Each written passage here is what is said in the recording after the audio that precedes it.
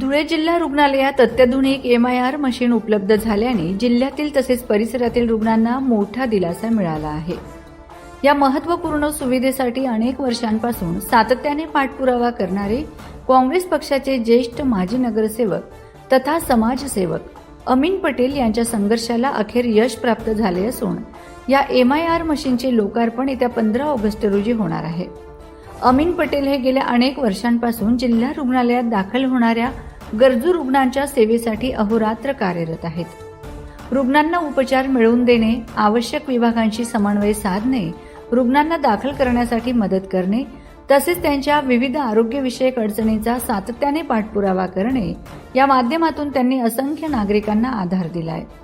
धुळे जिल्हा रुग्णालयात MRI machine उपलब्ध व्हावी यासाठी त्यांनी अनेक वर्ष सातत्याने संघर्ष केला। या मागणीसाठी आंदोलने, निवेदने, जिल्हाधिकारी कार्यालयासमोर तसेच जिल्हा रुग्णालयासमोर आंदोलन करून पाठपुरावा, जिल्हा रुग्णालय प्रशासनाशी चर्चा तसेच संबंधित मंत्री आणि वरिष्ठ अधिकाऱ्यांची प्रत्यक्ष भेट घेऊन त्यांनी हा प्रश्न सातत्याने लावून धरला। त्यांच्या अथक प्रयत्नांना अखेर यश मिळाल्याने धुळे जिल्हा रुग्णालयात MRI मशीन उपलब्ध झाली असून आता जिल्ह्यातील रुग्णांना निदानासाठी इतर शहरांमध्ये जाण्याची गरज मोठ्या प्रमाणात कमी होणार आहे।